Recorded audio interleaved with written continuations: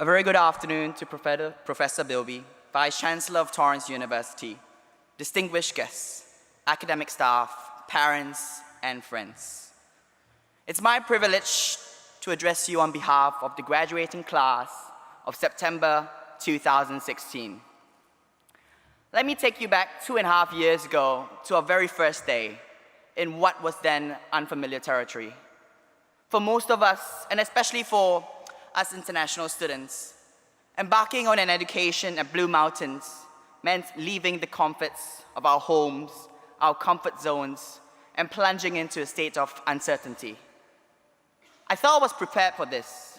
I thought this would be like my first day in national service in Singapore, where strangers slowly grow to understand one another. Yet it turned out a lot more congenial, and I think my first day at Blue Mountains was more like my first day in kindergarten. Well, a few minutes was all it took to bind us together. Hello, nice to meet you. Indeed, friendships were forged the minute we met at the airport.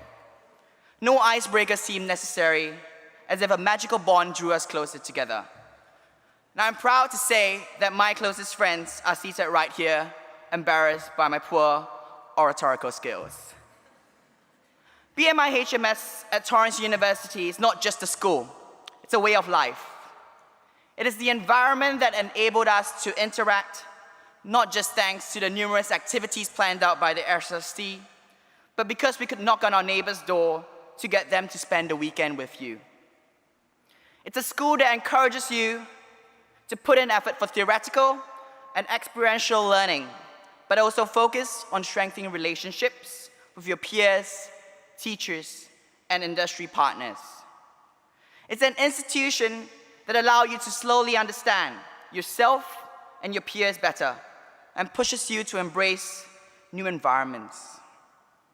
It was absolutely what those of us who were still trying to find out and figure out what we were, who we were, and what we wanted in this changing phase of our lives needed. A teacher once told me that the hospitality industry is so big, yet so small. But I think I really only understood what it really meant recently.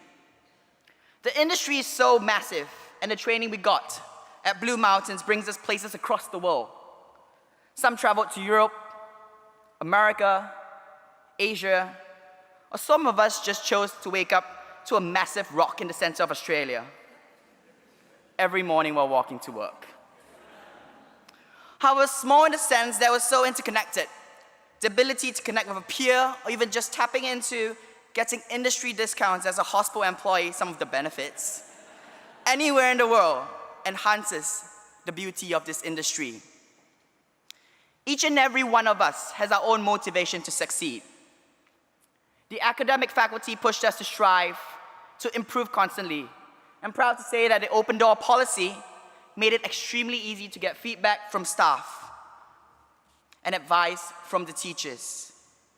I still remember the time when we ran to each other's rooms in the middle of the night to clarify an essay question that was asked by the lecturer or leave our assignment to the very final hour, as somehow there was that adrenaline rush knowing it was completed in the nick of time. It was like giving us that additional challenge to a already complicated ethics assignment. It was like we could boast to our peers that we beat the Turnitin system by a mere 2 minutes, submitting our assignment at 11:57. Well, we did not want to play with fire, we did not want to dice with death due to the more than reliable Wi-Fi connection in the Blue Mountains. We try to outdo ourselves, but always be reminded, ladies and gentlemen, do not risk it. This school has truly emphasized application over theory. You could not plant your head in books for hours and hours a day and expect to do well. School was a journey, a game that reminded me of snakes and ladders when I played as a child. Even when you're going forward to step 22, there are always times that you'll hit a stumbling block, also known as group assignments, and slide back down 10 steps to step 12.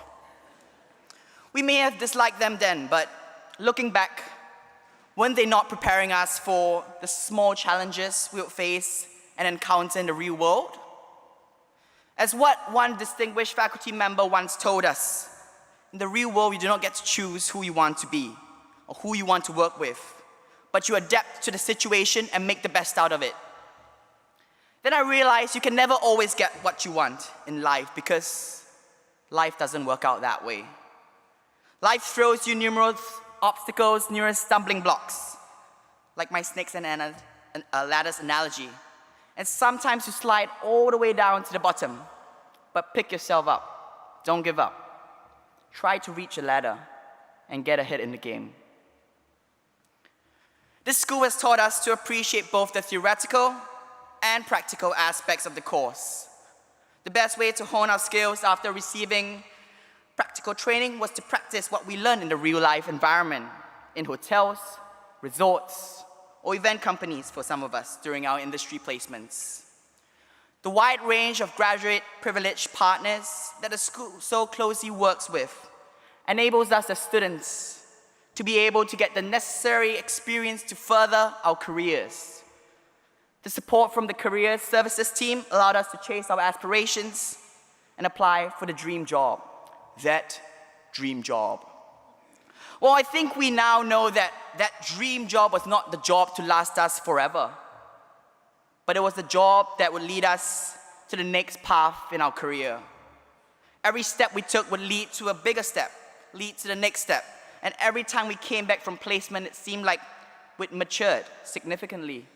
And we wanted to pass on this knowledge to our juniors by imparting our skills and wisdom through the Mentoring Scholarship Student Program. Now, ladies and gentlemen, if we're all striving in this school just for that single piece of paper that reads Bachelor of Business, Master of Business, then maybe we came here with the wrong idea. Yes, the result is for all of us to get that certificate, that validation that certifies us with a bachelor's or a master's. But I think that the life lessons we take away from this culminates into more than that. The connections we made in the school opens up a huge window of opportunity into the career pathway we want to achieve. A wise man once glorified the rebels, the crazy ones, and in more general terms, those of us who want to challenge the status quo. Well, I believe he's totally right, and I hope just like him, we should always strive to look and achieve something better, something greater. Let's ignore the skeptics. It's just my sincere hope that we will be the next Steve Jobs of the hospitality industry. Some of us will stay in Australia for the next 2 years, some even more, but many of us will go our separate ways. Yet wherever we are, just dare to be different. Push the boundaries and always stay hungry. Because if you strive to be your best, then I believe the future is extremely bright for all of us. So ladies and gentlemen, it's not a goodbye, but a see you soon, because I know that we'll definitely meet each other some way or another in the distant future, the not so distant future. Perhaps in a casino hotel in Macau, maybe an island in the Bahamas, or a Michelin star restaurant in Paris. We're all young and hungry to make something of ourselves. The world is your oyster. Thank you to the friends I've made throughout my journey here. Thank you to our families who believed in us and supported us throughout this journey. Thank you, everybody. Thank you for the memories, graduating class of 2016. I wish you all the best in your future endeavors. Thank you.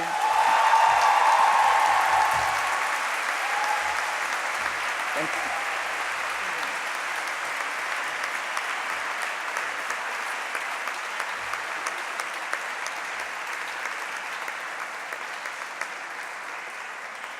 Douglas, can I book you up now for coming back to do an alumni speech in about 3 or 4 years' time, please? That was pretty good.